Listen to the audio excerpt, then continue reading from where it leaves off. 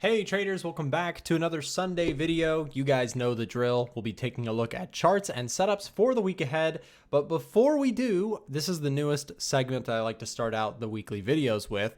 I'm going to show you my P&L because I like to do that. I like to review it, and I think it can be helpful to show sort of realistic expectations in terms of trading. I'm not out here flipping my account every week. I am working with a larger capital basis, but let's go through it.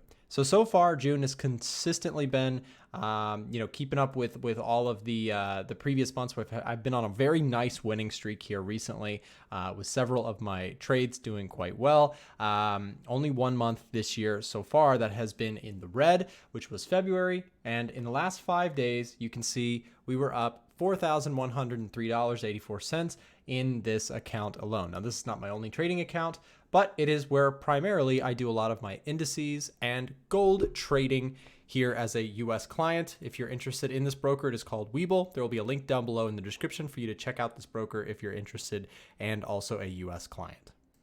Now on to the charts. Let's take a look first at the US dollar, which had a very interesting week.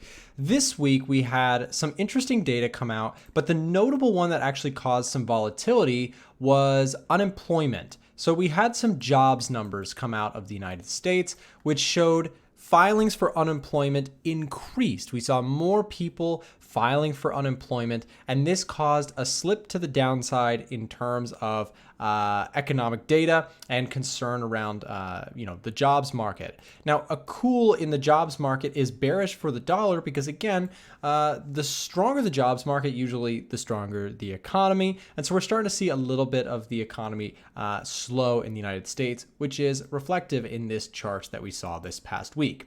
This marks kind of a topping, if you will, from this upward trend that we had going on for the last few weeks. We've got our trend indicator. This is the A1 momentum indicator. By the way, if you're a gold member, you do get this for free as part of your membership. But again, we had this beautiful upward trend. Price consistently was going higher and higher, and now has kind of flipped bearish. And what I mean by bearish is the momentum has been lost that we had for so long here during a lot of the debt ceiling crisis stuff. Now it does seem that my idea with this stuff is starting to materialize, where essentially I made the point that the debt ceiling stuff would eventually blow away, and then it would be back towards sort of the directional stuff that we've been seeing for the last few months previous to this, which has been, again, the Fed pivoting, hawkishness turning to more of a let's hold rates and see how things go. And we're seeing economic data that supports right now perhaps a pivot is in place. So we'll see how that plays out. This upcoming week will be big as we have the June meeting for the Fed. So we'll be paying attention to that. That is going to be on Wednesday, I do believe, but double check me on that. But we will be live streaming for that event. Anyways, let's take a look at some pairs. Let's take a look at some gold, and let's take a look at some indices. I'm going to start out with gold because gold was something very interesting to watch this past week. So I want to start on the 4-hour chart, and then we'll drop it down into some lower time frames. In terms of gold this past week, what we saw is gold was super resilient. With that dollar weakness coming in, gold was able to secure a foothold yet again at this 1940 mark. For the bulls out there, this is really reassuring. It shows that buyers are not going to be beat at this level, at least for the time being, and that gave buyers confidence to continue to bid up gold. Now, one thing that happened on Friday, I'm recording this on Friday, but it will be uploaded Sunday. The market initially jumped up on the jobs numbers that came out of Canada. So jobs again struck some slowdown, and gold initially jumped on that, gave back some of those gains. I'm looking for this to actually be a more bullish catalyst going into next week, as this is also one that's on the watch list for the EDGEFINDER as a buy. Short-term targets here being $19.99, so I'll be watching for that $2,000 mark as a possible target for gold going into the next week or so. And I'm keeping tabs on this one. We get a +4 on this. COT bias is still very bullish from institutional data. Retail's kind of mixed. Seasonal trends suggest more upside in June. The trend is kind of back and forth, so we don't get a strong reading there. GDP, inflation, and unemployment point towards potential more upside, as we have seen inflation very hot here in the United States as well as in many other countries around the world. So gold is on my watch list, but for those of you guys who are watching this with me this next week, or this coming week, I'm looking for breakouts. I'm looking for this area to solidify or capture this 1970 mark that we struggled to get above previously. If we're able to capture this area, meaning we break and close above the previous high here, I'll look for pullback buys to try and go for, again, my target of $2,000. Now, of course, you'll see that that is outside of this range, but it's a key psychological level that I think price broke out of here. You can see, we'll actually mark this on the chart so you can see it. This level was big, right? It was a big level of support for a while. It broke. Price went under. So if we do start to capture some levels of resistance, meaning bulls are able to push above them, I'll look for pullback buys to try and trade my way up to that higher time frame zone off of the 4-hour. So again, that's on my watch list, absolutely going into this coming week, and will be something I'm paying close attention to. Now, I do want to also show you guys a trade that I'm in myself. I went long the S&P 500 off the 1-hour chart, and I will show you this trade. Let me show you this. All right, guys, and we are inside of my Webull brokerage. As I mentioned, this is what I use personally to trade indices as a U.S. trader. I'm limited. I can't do CFDs. I could do futures, but I like to keep it all in one brokerage. My options trading, I do several different things. So I use Webull, and it's really easiest for me. So anyways, I took a long trade, and I'm currently floating. You can see it down here. I know it's a little bit small on your screen. It's $196, so it hasn't really moved too much. But I entered off this trade on a pullback here. I'm looking for indices to continue. We did get a declared new bull market here today, which was an interesting thing. It's almost a little eerie. Like, you almost don't want to hear that when you're bullish on something. Like, hey, we're in a grand bull market. You're like, oh gosh, am I going to be, the last one to get a chair on musical chairs kind of thing. Regardless though, I do have my stop loss in place. I know what I'm going to do if I'm wrong about this trade, and my stop is just below market structure here that we had today. Oh, I'm sorry, I keep saying today, on Friday's price action, just below the lows. So I'm on a trade to the long side on the indices, and that's something I'll continue to watch myself based off of this breakout here that we saw. I did alert this to members. Let me see if I can show you what that looks like now. All right, so we're taking a look at the Discord here, and a couple things I wanted to show you. So of course, here is my full breakdown on the trade, the S&P 500 long position that I took. S&P officially in a bull market, possible Fed pivot incoming, cooling inflation numbers, which have been the case for a while, solid technical breakouts, now retesting support, stop just below structure, and yeah, I really liked this trade. Then on top of this, I also was able to catch Euro Yen. We closed out a profit on this trade here, so I trailed my stop loss. I'll show you Euro Yen in a second. We'll talk about, I took profit on that one here before the market closed this past week. So yeah, Euro Yen is one that I'm also watching. I'm not opposed to the idea. So you can see what kind of happened here. When price broke underneath this area, I decided to go ahead and hop out of my trade. So what was a really profitable position ended up being, a small winner for me. Of course, not ideal. We'd love to just see it rocket to the moon, but I'm still happy with the trade. I picked it up on a pullback, called that one out to members inside of the community, and we caught some upside there. I figured we would make a move back higher to some of this higher time frame resistance, but didn't seem like it was in the cards, and I may actually be looking for a re-entry on Euro Yen if I can get it this next week. Now, of course, I'm still bullish on this thing. I really like it. I just didn't really love the price action. And when we were looking at this thing on the lower time frame within the group today, we put in a high, and then we put in sort of this lower high, and it was sketchy to me. So as soon as we started to break back underneath this area, I was pretty quick to just say, hey, you know what? Let's go ahead and get out. We'll take a small profit, and we'll come back to this next week. So Euro Yen is on the watch list. I may be looking to re-enter, and if I do take that trade, you guys will see it inside of the Discord group. Speaking of the Discord group, we are currently now and officially launching our VIP sale. Check it out, guys. This is pretty cool. We are doing, and this is the first and possibly only ever time we're going to do this. This is an experiment for us. We're looking for more members to join our community. We want serious traders who want to learn, who want to trade with us, and want to get in on the action. We trade every day throughout the week. Myself and Frank, you can see both of us there. We're doing a half off sale, and as cheesy as this is, you can see Frank and I are marked or we're split in half behind the phone. So it is super cheesy, but we're doing 50% or half off the VIP group. And currently, if you use the code YTVIP, linked down below in the description, there's a link to sign up and a promo code there for you, YTVIP. You'll be able to get access to our entries and exits, the trade breakdowns that we do, our coaching webinars with Ivan, and our strategy library where you can read through all the trades being taken. Again, you get access to all of this stuff that you see, and it is a service that we offer. We have a full team of people who moderate and manage our community. And if it's something you're interested in, please consider joining us. It is the best time to do so.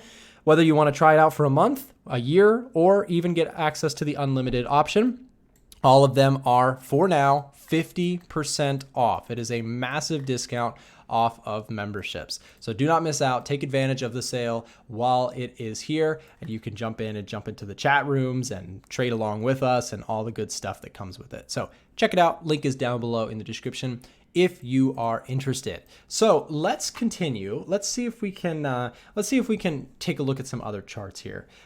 Yen pairs, I mentioned euro yen, still on my watch list. This and gold were both buy ideas for me this past week. I didn't really quite get the entry I was looking for on gold, but I will be watching that this coming week. And euro yen, I did catch a nice buy trade, although it wasn't a grand slam hit winner. It was still a nice small winner to close out the week. So that on top of my S&P trade, those things kept me pretty busy in the trading side of things. I also took some options trades, which by the way, are actually now included within the membership. If you're interested in options, I'll be sharing my options plays here, as well as my position trades. And Frank does his swing trades on the Forex, indices, all that sort of stuff, as well as his stock position trades, which are also very interesting, especially if you're in the US. So of course, other people outside of the US as well, but stock traders, we primarily we see a lot of people in the US that are kind of interested in that.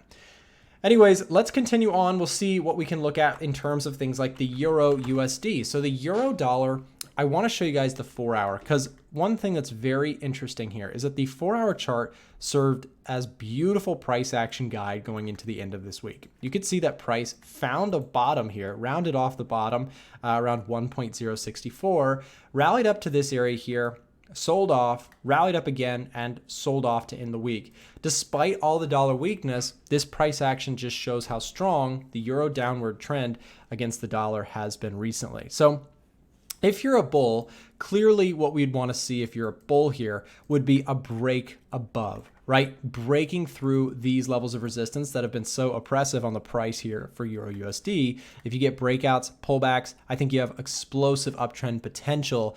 And this coming week with the Fed's, potential kind of hold, which is kind of what's expected, by the way, if they hold rates at where they're at, it is possible that the dollar continues to weaken and that perhaps we see some of these breakouts across different currency pairs. I think that that's an interesting trade to watch out for, because again, if this trend starts to, continue to fold the other direction, who's to say that it can't kind of start trending the other way for a while if, again, we get the breakouts that we're talking about in terms of dollar weakness. Here's pound USD, a similar story. This one, however, has been a little bit more successful. You can see price had a resistance point here. It broke clean out to end the week and traded again very strong, very much playing into the dollar weakness. Whereas you had the euro, which kind of lagged the pound here to end the week.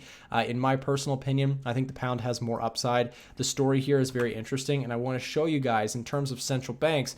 This is a new feature that we just added to our software. If you guys are not familiar with the EDGEFINDER, it is our company's software tool that we have been building the last year plus. We're a software company out of Atlanta, Georgia. If you're not sure what we is, it's A1 Trading, my company. We build software tools for traders, as well as, of course, offer our services in the form of our trade alerts room and stuff like that. So check this out. In terms of the U.S.,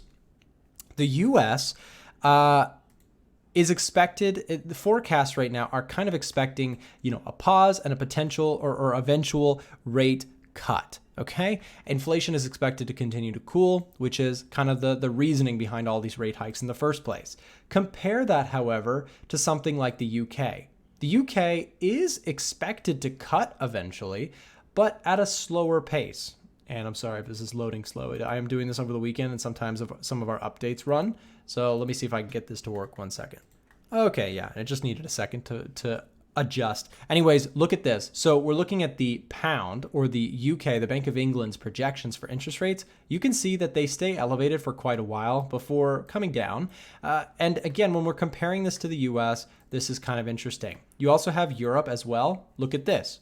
expectations to remain elevated for a while as their inflation has been sticky, and they've kind of lagged the U.S. in raising rates for their own, economic policies, perhaps being a little bit more careful on that side, not to cause, recession things. But regardless, when we compare the different central banks, it can be very telling. So when we're talking pound versus U.S., again, we want to see dovishness for selling a currency. We want to see hawkishness for buying a currency. So when we look at something like pound USD, which has much higher inflation problems, they remain expected to stay with high rates for longer. These things are bullish for the currency, whereas you have kind of the opposite story tentatively forming for the US dollar. And so I'm pretty much hesitant to try and go short on these currency pairs at this time, especially with price action looking quite bullish like this.